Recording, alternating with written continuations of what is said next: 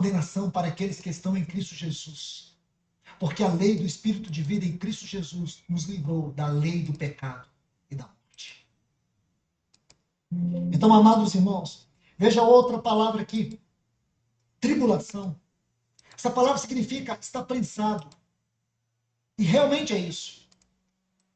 Porque quando você está atribulado, está afligido, quando você está em aflição, quando você está aí vivendo uma crise conjugal, e você não vê uma luz, você não vê um caminho, você não vê uma porta aberta, você não consegue um conselho, encontrar a luz. Isso vai te esmagando, vai te minimizando, te destruindo. Isso vai te prestando por todos os lados. Uma enfermidade, uma dor, que você tem que lidar com ela. Decepções. Ah, irmãos, tantas coisas. Nosso Senhor não foi aquele que nos enganou. Ele disse assim, no mundo tereis aflições. E nós passamos por vendo? No mundo tereis aflições. E tem gente que quer gozar no mundo. Gozo efêmero. muitas. E a dor de muitas vezes você orar. Orar, orar, orar. E a resposta não vem. Lembra de Paulo? Ele tinha um espinho. Um espinho. É isso. Tem coisa que você ora e Deus dá. Dá sem oração. Tem outras que você ora, ora e Deus ainda não deu. Está te testando. Deus testa todos os filhos. A todas as criaturas. Principalmente os filhos. Veja o filho dele, testado 40 dias no deserto, sem água, sem comida. Espinho na carne. Ele orou 3 vezes. E o que o Senhor disse para ele? Vamos usar aqui uma linguagem mais tranquila para facilitar o entendimento. Ele orou. Ele disse 3 vezes eu orei. Para que o removesse de mim. Então o que o Senhor disse para Paulo? Eu não vou remover o espinho da sua carne. Não é verdade, irmãos? Você gostaria de servir um Deus que vai dizer para você assim, eu não vou curar seu filho. Como a história de um pastor muito querido que o filho dele, companheiro dele de ministério, com uma esposa grávida, com um filhinho, que foi acometido de uma doença tão grave. Durante 11 Ouçam. meses. Toda a comunidade orou, todos oraram. E esse irmão veio a falecer. Que dor. E a gente lida com isso. Em nossas comunidades, a gente lida com isso. De você muitas vezes ter que dizer para o irmão, irmão, o senhor não pode não te curar. E quem aqui não passou por esses diagnósticos que nos esmagam? Eu sei o que é isso, irmãos, eu passei por isso. Quando no início da pandemia, minha esposa foi acometida de câncer. E aí, o que você vai fazer quando o chão abre?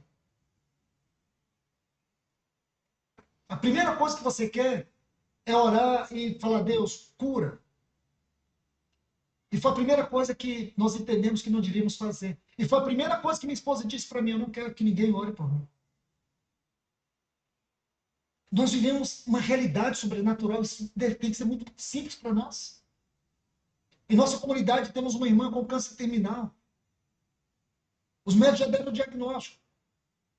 Mas ela está firme e ela também não quer que ninguém ore, porque ela não quer que ninguém peça a ela de ver a face do Senhor.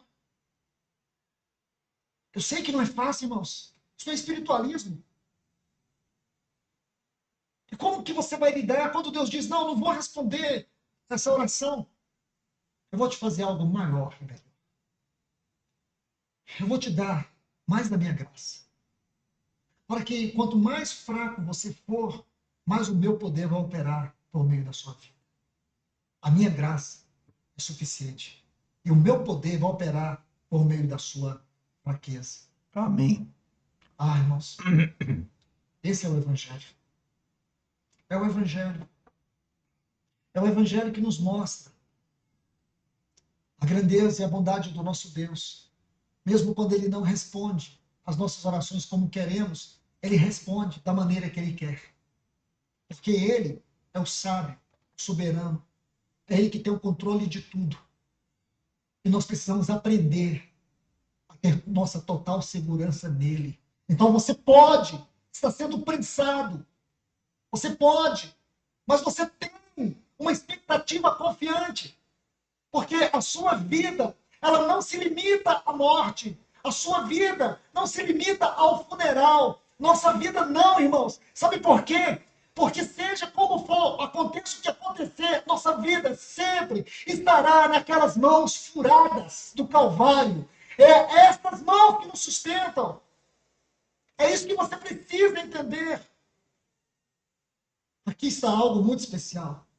Então ele fala da esperança, da tribulação e da oração. Se você estuda a palavra oração no Novo Testamento, você vai encontrar. Antes que a gente ouça ele falar de oração, me ocorreu aqui uma ideia interessante de transmitir para vocês. Uma pessoa que está passando por alguma enfermidade,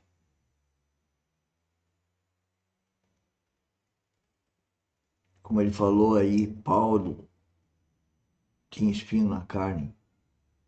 Eu entendo que todos nós temos um espinho na carne. Então, eu vou orar para a pessoa para que Deus tire o espinho, para que ela sobreviva aquele câncer.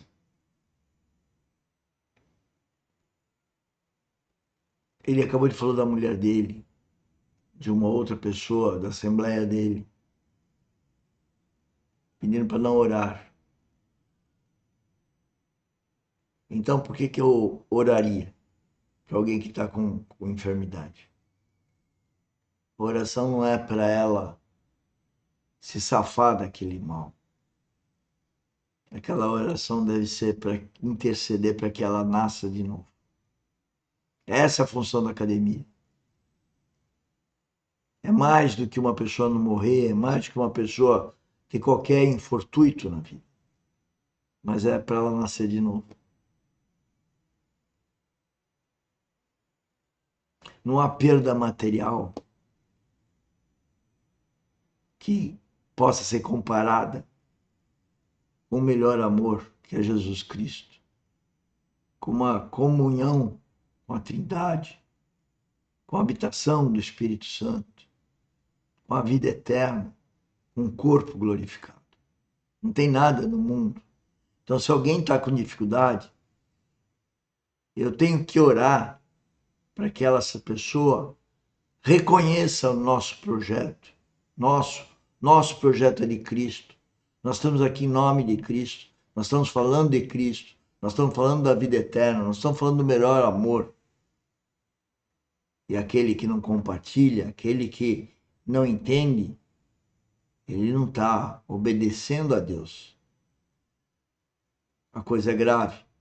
E eu tenho pessoas muito próximas que eu amo, que nem ouvem as nossas lives. Dependem da gente até do ponto de vista de relação humana, mas não ouvem a nossa orientação espiritual. Não participam da academia.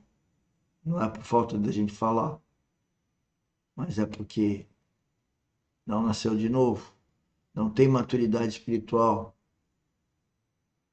e está apega às coisas do mundo.